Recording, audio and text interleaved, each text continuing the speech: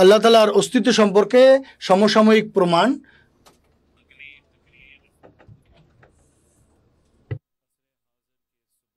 Doctor Fahim Yunus সাহেব এই বক্তব্যটি প্রদান করবেন। أشهد أن لا إله إلا الله وحده لا شريك له وأشهد أن محمدا عبده ورسوله أما بعد فأعوذ بالله من الشيطان الرجيم بسم الله الرحمن الرحيم Who wants to be আমাদের মধ্যে কে ভিখারি হতে চায় আর কে চায় ঠান্ডায় কাঁপতে কাঁপতে হাত পাততে একজন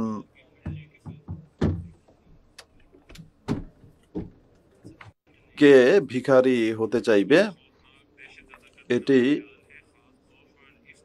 প্রত্যাখ্যাত হবার আশায় এটা এক ভয়ঙ্কর এবং আতঙ্কজনক চিন্তা, বিশেষ করে এই সামাজিক যোগাযোগ মাধ্যমের যুগে, যেখানে মানুষ এমনিতেই নানা রকম দুশ্চিন্তা আর হীনমন্যতায় ভোগে যে আমি কি যথেষ্ট ধনী, আমি কি দেখতে ভালো, আমি কি আমাকে কি ভালোবাসা হয় মানুষের দ্বারা, আমি কি যথেষ্ট ভালো। আর এসব হীনমন্যতা ঢাকতে মানুষ তখন নিজেদের একটি মিথ্যা চেহারা তুলে ধরে, প্রশংসা কামনা করে আর মনোযোগের তৃষ্ণায় ভোগে। তাই দেখা যায় না বা অদৃশ্য এমন এক সত্তাকে খুঁজে পাওয়া সহজ কাজ নয়, যখন আমাদের পুরো মনোযোগটাই কেন্দ্রীভূত থাকে বাহ্যিকতার উপর। কিন্তু হযরত মসিহে মাউদ আলাইহিস সালাম আশ্বস্ত করেন যে পবিত্র কোরআনের অনুসরণ করলে জীবন্ত আল্লাহর চেহারা দেখা যায়। এটাই আল্লাহর অস্তিত্বের প্রমাণ খোঁজার অন্যতম শ্রেষ্ঠ উপায়, কারণ পবিত্র কোরআন একটি বাস্তব বস্তু যা দেখা যায়, ছোঁয়া যায়, যাচাই করা যায় আর প্রশ্ন করা যায় এটা কোথা থেকে এলো। তখন বিস্ময় জাগে যে 1400 বছর আগে একজন নিরক্ষর মানুষের পক্ষে কি এমন এক অতুলনীয় গ্রন্থ রচনা করা সম্ভব। আর আজ আমরা আমাদের কোনো নাস্তিক বন্ধুর সাথে তর্ক করছি না, বরং নিজেদের সাথেই কথা বলছি, কারণ হুজুর আনওয়ার আল্লাহ তাআলা বিন ইসরাইল আজিজ বারবার আমাদের স্মরণ করিয়ে দিয়েছেন যে প্রতিটি কাজ ও অভিপ্রায়ের কেন্দ্রে আল্লাহ তাআলাকে রাখতে হবে। এই চিন্তা মাথায় রেখেই চলুন, তিনি বলেন যে এই চিন্তা মাথায় রেখে চলুন যে আমরা কোরআনের 3টি নিদর্শনের মাধ্যমে আল্লাহর অস্তিত্বের প্রমাণ বিশ্লেষণ করি। প্রথমত, পবিত্র কোরআন ফিরাউনের সেই কাহিনী তুলে ধরে যিনি মৃত্যুর মুহূর্তে আল্লাহর সামনে আত্মসমর্পণ করেছিলেন। সূরা ইউনুস আল্লাহ তাআলা বলেন যে আজ আমরা তোমার দেহকে রক্ষা করব যেন তা তোমার পরবর্তীদের জন্য এক নিদর্শন হয়ে থাকে। এর প্রায় 3000 বছর পর 1898 সালে ফ্রান্সের প্রত্নতত্ত্ববিদ ভিক্টর লোরে মিশরের পশ্চিম লুক্সোরে একটি মৃতদেহ উত্তোলন করেন। তখন তিনি বুঝতেই পারেননি তিনি আসলে আল্লাহর অস্তিত্বের প্রমাণ তুলে আনছেন। পরে প্রত্নতত্ত্ববিদরা প্রমাণ করেন যে এই মমির কাপড়ে লেখা ছিল ফিরাউনের নাম মেরেনপাতা, যা দেখায় যে এটাই সেই ব্যক্তি যার কথা কোরআনে বলা হয়েছিল। এই দেহ আজ কায়রোর ন্যাশনাল মিউজিয়াম অফ ইজিপশিয়ান সিভিলাইজেশনে সংরক্ষিত আছে। যদি আল্লাহ না থাকেন তাহলে এই সত্য কে এক নিরক্ষর ব্যক্তিকে শিখিয়েছিল, আর কেন বিশ্বের কোনো অন্য ধর্মগ্রন্থে এই ঘটনার কথা উল্লেখ নেই। দ্বিতীয় নিদর্শনটি একটি সাধারণ মাছি সম্পর্কে। পৃথিবীর 99.9% প্রাণীরই পেটের ভেতরে হজম প্রক্রিয়া চলে। আমরা খাবার খাই, তা দেহের ভেতরে গিয়ে হজম হয়, কিন্তু গৃহমাছি বা মাছি সেই 0.1% বিরল প্রাণীর মধ্যে পড়ে যার বাহ্যিক হজম প্রক্রিয়া রয়েছে, অর্থাৎ তা বাইরে। এটি খাবারের উপর এনজাইম অর্থাৎ হজমকারী রাসায়নিক ছিটিয়ে দেয়, খাবারটি এভাবে হজম করে, তারপর খড়ের মতো দেখতে মুখের অংশ দিয়ে সেই তরল খাবার চুষে নেয়। যেহেতু খাবার তখন তরল হয়ে গেছে ইতিমধ্যে এবং চুষে নেওয়া হয়েছে, তাই তা আর ফিরে পাওয়া সম্ভব নয়। অন্যভাবে বললে, সিংহের মুখ থেকে খাবার ছিনিয়ে নেওয়া সম্ভব হতে পারে, কিন্তু মাছির মুখ থেকে কখনোই সম্ভব নয়। আল্লাহ তাআলা সূরা হাজে পবিত্র কোরআনে বলেন যে তোমরা যাদের আল্লাহ ছাড়া ডেকে থাকো তারা একটি মাছিও সৃষ্টি করতে পারে না, আর যদি মাছি তাদের কাছ থেকে কিছু ছিনিয়ে নেয় বা নিয়ে যায়, তারা তা ফিরিয়েও আনতে পারে না। এমন জটিল বৈজ্ঞানিক তথ্য 100 বছর আগেও কীটতত্ত্ববিদরা জানতেন না, তাহলে যিনি জীবনে কখনো স্কুলে যাননি তিনি কিভাবে 1400 বছর আগে এত সূক্ষ্ম ও বিরল বৈশিষ্ট্য এমন নিখুঁতভাবে বর্ণনা করলেন?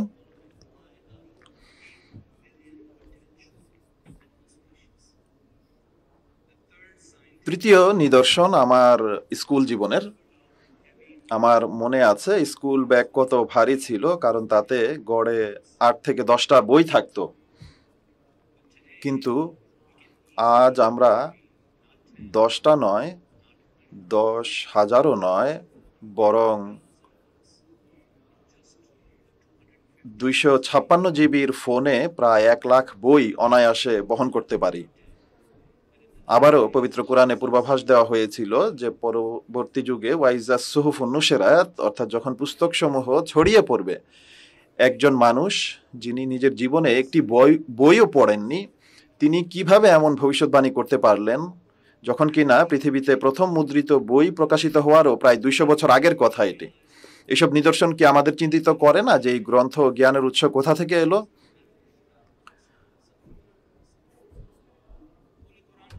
পবিত্র কোরআন কেবল 3টি আয়াত দিয়ে আল্লাহর অস্তিত্বের প্রমাণ তুলে ধরে না। হযরত মসিহে মাউদ আলাইহিস সালাম তার গ্রন্থ বারাহিনে আহমদিয়াতে কোরআনের আল্লাহ প্রদত্ত উৎসের পক্ষে 3 শতাধিক যুক্তি উপস্থাপন করেছেন। পবিত্র কোরআনে উল্লেখ রয়েছে বিগ ব্যাং ও বিগ ক্রাঞ্চ, অর্থাৎ মহাবিশ্বের সৃষ্টি ও সমাপ্তি, মহাবিশ্বের সম্প্রসারণ, জলচক্র, অম্লবৃষ্টি, সমুদ্রের মাঝের অন্তরায়, সমুদ্রের গভীর অন্ধকার, সৃষ্টির জোড়াবদ্ধতা, ভ্রূণ বিজ্ঞান, উৎপত্তি ও বিবর্তন, এমনকি পারমাণবিক ধ্বংসের সম্ভাবনার কোথাও উল্লেখ রয়েছে। এইসব কি নিছক কাকতালীয় ব্যাপার? তাহলে অন্য ধর্মগ্রন্থগুলোতে এমন কাকতালীয় বৈজ্ঞানিক মিল কেন দেখা যায় না? কিছু লোক বলে যে আমরা কেবল অতীতের বৈজ্ঞানিক আবিষ্কারগুলো কোরআনের আয়াতের সাথে মেলাচ্ছি। তারা এমন কোরআনিক দাবির খোঁজ করে যা ভবিষ্যতে সত্য প্রমাণিত হবে। তারা বলে যে এমন দাবির কথা বলুন যা ভবিষ্যতে পূর্ণ হবে। আমাদের খোদা অত্যন্ত শক্তিশালী খোদা, তিনি প্রশ্নকে ভয় করেন না। চলুন আমরা এই বিষয়টি যাচাই করে দেখি। আপনি যদি মহাকাশ বিজ্ঞান নিয়ে আগ্রহী হন, তাহলে নিশ্চয়ই জানেন যে এখনো পর্যন্ত পৃথিবীর বাইরে প্রাণের কোনো প্রমাণ পাওয়া যায়নি। কিন্তু একদিন যদি সত্যিই পৃথিবীর বাইরে প্রাণের অস্তিত্ব আবিষ্কৃত হয়, তাহলে আমাদের সন্তানদের মনে রাখা উচিত যে এটা আল্লাহর একটি নিদর্শন, যার ভবিষ্যৎবাণী করা হয়েছিল সূরা আশ-শুআরাতে, যেখানে আল্লাহ তাআলা বলেন তার নিদর্শন সমূহের মধ্যে একটি হলো আসমান সমূহ ও পৃথিবীর সৃষ্টি এবং উভয়ের মধ্যে যেসব জীব তিনি ছড়িয়ে দিয়েছেন। দ্বিতীয়ত, আপনি যদি প্রযুক্তিতে আগ্রহী হন, তাহলে আপনি জানেন কৃত্রিম বুদ্ধিমত্তা বা এআই আমাদের চাকরি, ইতিহাস, এমনকি বাস্তবতাকেও বদলে দিচ্ছে। ভবিষ্যতে ভাষাভিত্তিক প্রযুক্তি যদি বিকৃত ও ভুল তথ্য দিয়ে প্রশিক্ষিত হয়, তবে সত্যের অবক্ষয় ঘটতে পারে। উদাহরণস্বরূপ, মন্দ উদ্দেশ্য সম্পন্ন ব্যক্তিরা কৃত্রিমভাবে ভুয়া কোরআনিক আয়াত তৈরি করতে পারে এবং সেগুলিকে সার্চ অ্যালগরিদমের উপরের দিকে দেখাতে পারে। কিন্তু আল্লাহ তাআলা বলেন, নিশ্চয়ই আমি এই উপদেশ কোরআন অবতীর্ণ করেছি এবং আমি এর সংস্কারক।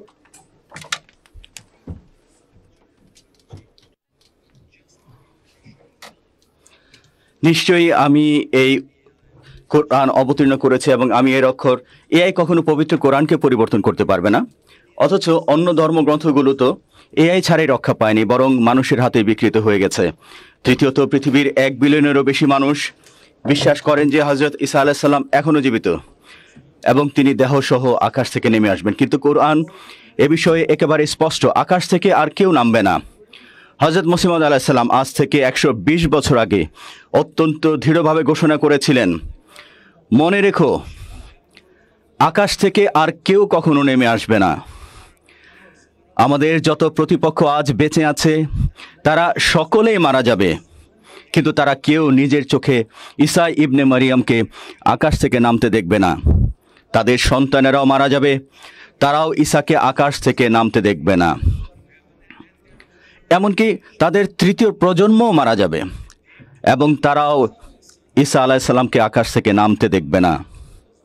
তারপর আল্লাহ তাদের মনে এক গভীর উদ্বেগ অস্থিরতার সৃষ্টি করবেন।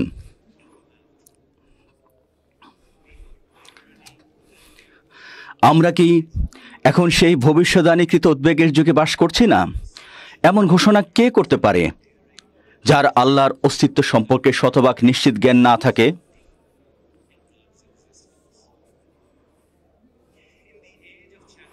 এই আত্মবিশ্বাস ও সুস্পষ্টতা একজন আল্লাহর বিশ্বাসী এবং আকাশ থেকে আলো পাওয়া একজন মানুষই দেখাতে পারে। নিশ্চয়তা শুধুমাত্র প্রমাণ শুনে চুপচাপ বসে থাকার মাধ্যমে আসে না। আজ তথ্য পাওয়া খুব সহজ। কেউ যদি এখনই চায়, চ্যাট জিপিটিকে জিজ্ঞেস করলে সে আল্লাহর অস্তিত্বের 20টি আধুনিক প্রমাণ কয়েক সেকেন্ডের মধ্যে দিয়ে দিতে পারবে। কিন্তু প্রকৃত নিশ্চিত বিশ্বাস অর্জনের জন্য আমাদের পক্ষ থেকে সক্রিয় চেষ্টার প্রয়োজন।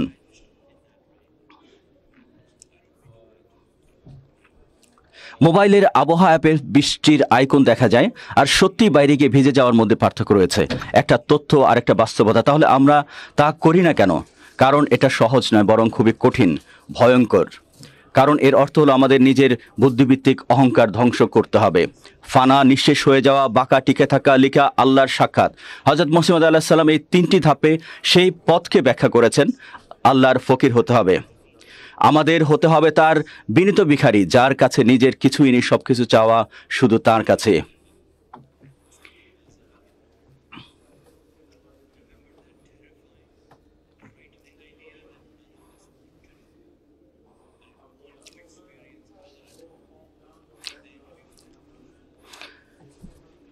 আমরা যারা আল্লাহর অস্তিত্ব অনুভব করতে চাই, তাদেরকে আমাদের ফিরে যেতে হবে অতীতে, যখন ইলাইয়া মিন খায়রিন ফাকির। মাই লর্ড, যখন হযরত মুসা আলাইহিস সালাম দোয়া করেছিলেন, হে আমার পালনকর্তা, তুমি আমার প্রতি যে অনুগ্রহ নাজিল করবে আমি তার মুখাপেক্ষী। এই স্বীকারোক্তি হলো সেই দরজার চাবি যেখান দিয়ে আল্লাহর দর্শন পাওয়া যায়। বছরটি 632 খ্রিস্টাব্দ, মক্কা বিজয় হয়েছে। সেদিন বিজয় হজ।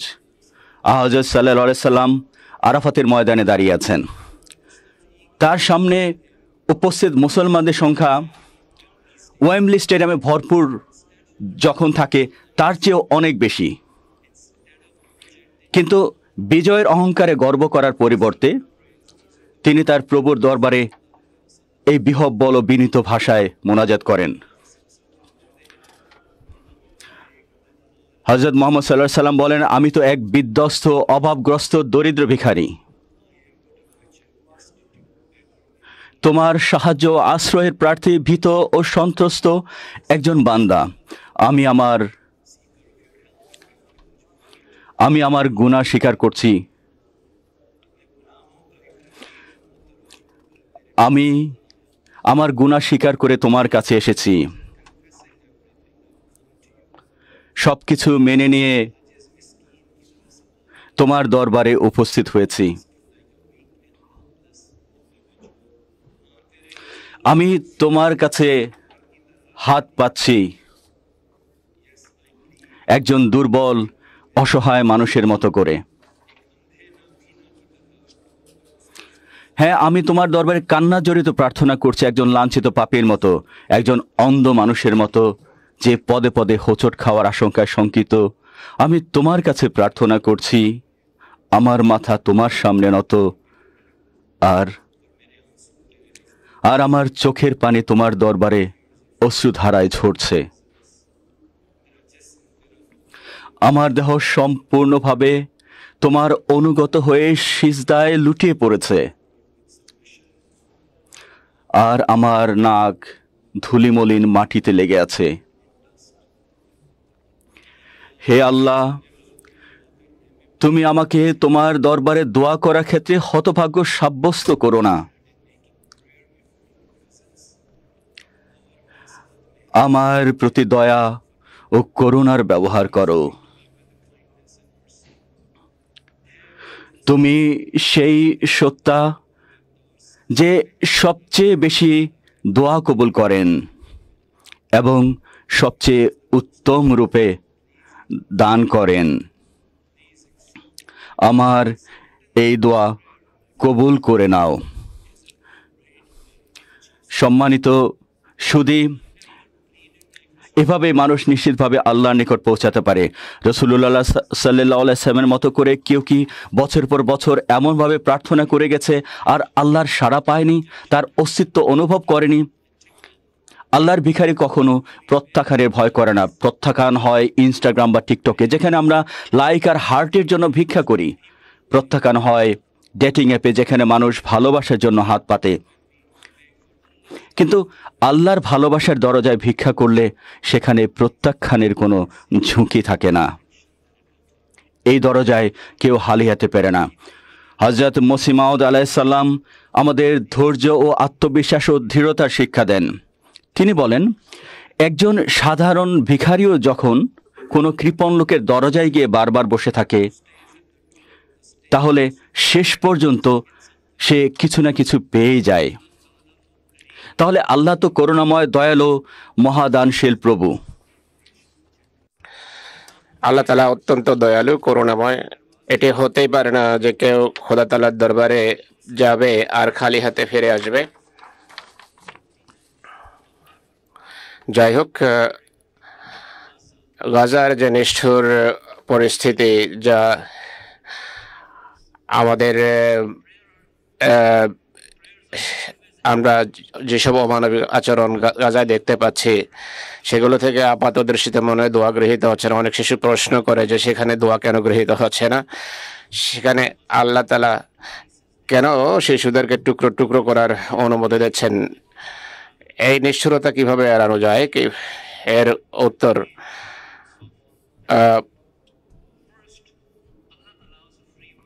আল্লাহ তাআলা মানুষকে স্বাধীনতা দিয়েছেন।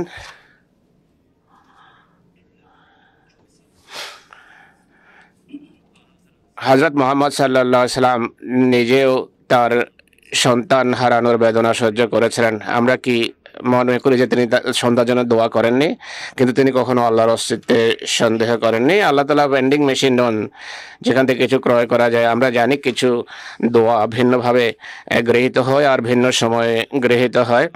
হুজুর আকদাস আইয়াদাল্লাহ তাআলা এই শিশুদের শহীদ আখ্যা দিয়েছেন তার বিভিন্ন খুতবায়।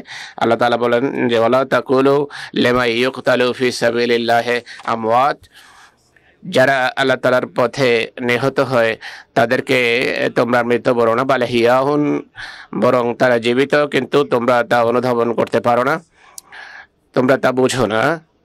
আমরা পুরো কাহিনী জানি না, পুরো বৃত্তান্ত আমাদের জানা নেই। আমরা জানি না তারা কিভাবে জীবিত বা কতটা জীবিত। তারা খোদা তাআলার দরবারে কত সুখে আছে সেই ধারণা আমাদের নেই। হযরত মসিহ ইসলাম আমাদের একটি হাদিসের কথা স্মরণ করান। মহানবী হাসান বলেন যে কিয়ামত দিবসে যখন যারা দুঃখ কষ্টে ছিল তাদেরকে যখন পুরস্কার দেওয়া হবে, তখন যারা সুস্থ স্বাচ্ছন্দ্যে জীবন কাটিয়েছে তারা আকাঙ্ক্ষা করবে যে যদি দুনিয়াতে আমাদের দেহ কাঁচি দিয়ে কেটে ফেলা হতো। কেউ কোনো কিছু করে পার পেতে পারে না। আমরা জানি আল্লাহ তাআলা প্রত্যেক শুক্রবারে যে জুমার খুতবায় পড়া হয় যে ইউআযিবুল্লাহুল আযাব আল আকবার, আল্লাহ ভয়াবহ শাস্তি দেবেন। ইন্না ইলাইনা ইয়াবাহুম, নিশ্চয় আমাদের দিকেই তাদের প্রত্যাবর্তন করতে হবে। সুম্মা ইন্না আলাইনা হিসাবাহুম, এবং তাদের হিসাব নিকাশও আমরাই নেব। নিষ্ঠুরতার উপস্থিতি এটি প্রমাণ করে না যে রাজা নেই, বরং প্রমাণ করে যে মানুষই আল্লাহ তাআলার উপস্থিতির কথা ভুলে গেছে। তাই আল্লাহর উপস্থিতি অনুভব করার একটা উপায় মাধ্যম যা হযরত মসিহ ইসলাম উল্লেখ করেছেন তা হলো বিনয়ের সাথে তার কাছে চাওয়া, ধৈর্যের সাথে অবিচলতার সাথে চাওয়া। ফকির হতে হবে, আমাদেরকে এক তুচ্ছ ফকির হিসাবে সাব্যস্ত করতে হবে নিজেকে। আমরা অন্যদেরকে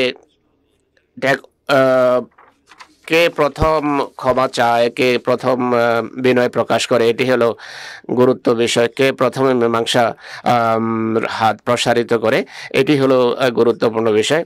হযরত মুহাম্মদ সাল্লাল্লাহু আলাইহি ওয়াসাল্লাম বলেছেন যে আল্লাহর নিকটবর্তী সে যে প্রথমে সালাম করে, প্রথমে বিনয় অবলম্বন করা এবং খোদা সৃষ্টির সামনে বিনয় প্রকাশ করা, এটি আল্লাহ তাআলার অস্তিত্বের প্রমাণ পাওয়ার প্রথম শর্ত। দ্বিতীয় বিষয় হলো ধৈর্য, অবিচলতা। অনেকে বলে আমি দোয়া করেছি কিছু হয়নি, কিন্তু ভেবে দেখো যে নামের এক বৈজ্ঞানিক দল মহাকর্ষীয় তরঙ্গ শনাক্ত করার জন্য 40 বছর ধরে অবিরত গবেষণা করেছে। হযরত ইয়াকুব আলাইহিস সালাতু ওয়াস সালাম আল্লাহ তাআলার কাছে ইউসুফের জন্য দীর্ঘ 40 বছর দোয়া করেছেন। মানুষকে ধর্ণা মেরে বসতে হয়, আর এক বৈজ্ঞানিক যতক্ষণ কোনো কিছু সমাধান না করে অবিরত গবেষণা জারি রাখে। হযরত মুহাম্মদ সাল্লাল্লাহু আলাইহি ওয়াসাল্লাম একটা উপায় এর জন্য বলে দিয়েছেন, তাহাজ্জুদ।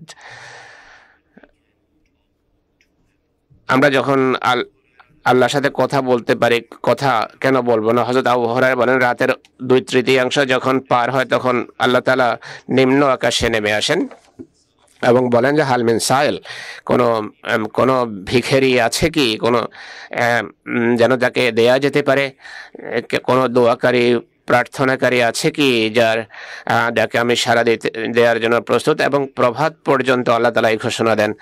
যদি কোনো কোটি কোটি টাকার মালিক কেউ ঘোষণা, যদি 3টার সময় কেউ গেলে তাকে স্বর্ণ দেয়া হবে, যা কিছু চায় তাকে দেয়া হবে। আল্লাহ তাআলা সবচেয়ে অধিক সম্পদের মালিক। 3টার সময় জেগে যদি শুধু নেটফ্লিক্স দেখি, যদি আমরা আল্লাহ দরবারে উপস্থিতি না হই, তাহলে আমরা কি আশা করতে পারি যে আল্লাহ আমাদের ডাকে সাড়া দেবেন? 3টার সময় উঠে দোয়া করা কঠিন বিষয়। আমাদের নিজেদের প্রশংসা করা, নিজেদের শো অফ করা, এটি খুব সহজ। যে আমাদের প্রতি অন্যায় করেছে তাকে প্রথমে সালাম দেয়, এটি একটি কঠিন কাজ। আল্লাহ তাআলাকে তিরস্কার করা আর ইউটিউবে রেডিট করা খুব সহজ কাজ। রাসূলুল্লাহ যেভাবে দোয়া করেছেন সেভাবে দোয়া করা অনেক কঠিন একটি বিষয়। He said, if you are irritated by every rub, how will I polish you? Step 3 is conviction.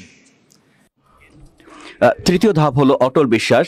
এটা অসম্ভব যে কেউ আল্লাহর দরজায় পড়ে থাকবে আর খালি হাতে ফিরবে। হযরত মুহাম্মদ সাল্লাল্লাহু আলাইহি সাল্লাম বলেছেন এটি, এবং হযরত সাল্লাল্লাহু আলাইহি সাল্লাম হাদিসে কুদসিতে বলেছেন যে আল্লাহ তাআলা বলেছেন, আমি সেই রকম হয়ে থাকি যেমনটি আমার বান্দা আমার সম্পর্কে ধারণা রাখে। একজন ভিক্ষুক শীতে দাঁড়িয়ে থাকে শুধু এজন্য নয় যে সে আগে কিছু পেয়েছিল, বরং তার এই বিশ্বাস আছে যে যিনি দেন তিনি জীবিত। সে কাঁপতে কাঁপতে নিজের পাত্রটা বাড়িয়ে ধরে রাখে, এই বিশ্বাস নিয়ে যে এক সময় তাতে একটি মুদ্রা পড়বেই। এই পদ্ধতি প্রত্যেক নবীর জীবনই তার প্রমাণ।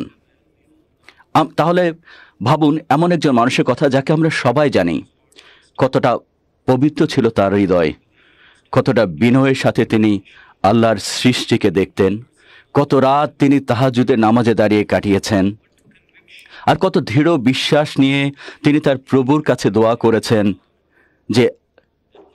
যে আল্লাহ তাকে খিলাফতে খামিসার মা সম্মানের জন্য মনোনীত করলেন। হযরত মুহাম্মদ আলাইহিস সালাম খিলাফতকে আল্লাহর দ্বিতীয় শক্তির প্রকাশ বলেছেন। একবার ভেবে দেখুন, আজ আমাদের চোখের সামনেই আমরা আল্লাহর সেই জীবন্ত শক্তির প্রকাশ দেখতে পাচ্ছি।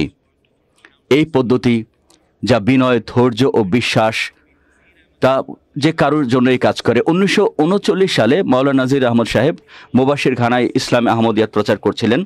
তখন কিছু লোক বলেছিল মসিহ মাউদ আলাইসাল্লামের আগমনের সময় তো ভবিষ্যদ্বাণী অনুযায়ী ভূমিকম্প হওয়ার কথা, কিন্তু ঘানা তো টেকটনিক প্লেট থেকে 3000 কিলোমিটার দূরে অবস্থিত। সেখানে ভূমিকম্প খুবই বিরল একটি ঘটনা। সে সময় সবচেয়ে বড় ভূমিকম্প হয়েছিল প্রায় 75 বছর আগে।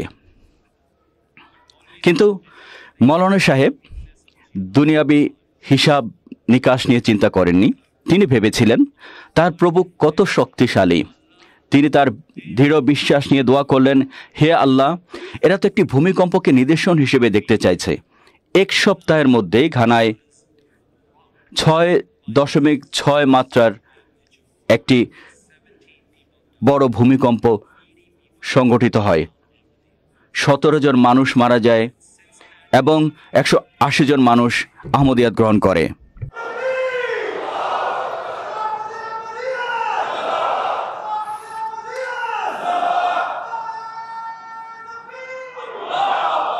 Now you can't make this stuff up. 1939 সালের সেই দিনের পর থেকে ঘানায় আর এমন তীব্র ভূমিকম্প হয়নি। তাই এটি কেবল একটি সংযোগ বা দুর্ঘটনা নয়। আল্লাহ বলেছেন, আমি তেমনই হয়ে থাকি যেমনটি আমার বান্দা আমার সম্পর্কে ধারণা রাখে।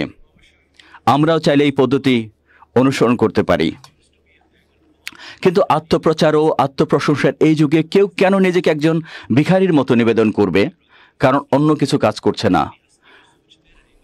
মিথ্যা প্রশংসা। তোমরা যদি আল্লাহর হয়ে যাও তবে নিশ্চিত জানো আল্লাহ কেবল তোমারই হয়ে যাবেন। কিন্তু আত্মপ্রচার ও আত্মপ্রশংসার এই যুগে কেউ কেন নিজেকে একজন ভিখারির মতো নিবেদন করবে? কারণ অন্য কিছু আর কাজ করছে না। মিথ্যা প্রশংসা, মিথ্যা বন্ধুত্ব, মিথ্যা বিলাসিতা, এসব আমাদের সুখ দিচ্ছে না, বরং দিচ্ছে দুশ্চিন্তা। আল্লাহর স্মরণে হৃদয় প্রশান্তি লাভ করে। আল্লাহর ভিখারি হয়ে গেলে আমাদের ভেতরকার অনিশ্চয়তা, অস্থিরতা মুছে গিয়ে সেখানে প্রশান্তি আসে। কারণ আল্লাহর স্মরণে হৃদয় প্রশান্তি পায়। আর আল্লাহর ভিখারিকে আর কখনো কারো কাছে ভিক্ষা চাইতে হয় না। আপনি যদি আল্লাহর ভিখারি হয়ে যান, আপনাকে আর ভিক্ষা চাইতে হবে না, কারো কাছে হাত পাততে হবে না। সোশ্যাল মিডিয়ায় মানুষের প্রশংসা চাওয়া, হার্ট চাওয়া, এটি কোনোভাবে আমাদেরকে ভালোবাসার অনুভূতি দিতে পারে না। মানুষের শতকরা 95% মানুষ যারা লাইক পায় তারা সেই আনন্দ 1 ঘন্টাও স্থায়ী হয় না। কিন্তু আল্লাহর ভালোবাসা অর্জনের সত্যিকারের ভালোবাসা এনে দেয় মানুষের মনে।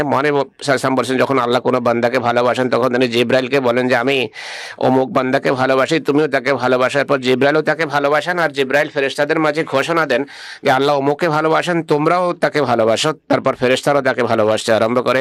আর তারপর পৃথিবীর মানুষের হৃদয়ে তার ভালোবাসা সৃষ্টি করা হয়। একবার একটু ভাবুন, চিন্তা করুন, খলিফাতুল মসিহকে আমাদের হৃদয়ে এত গভীরভাবে কেন টানে?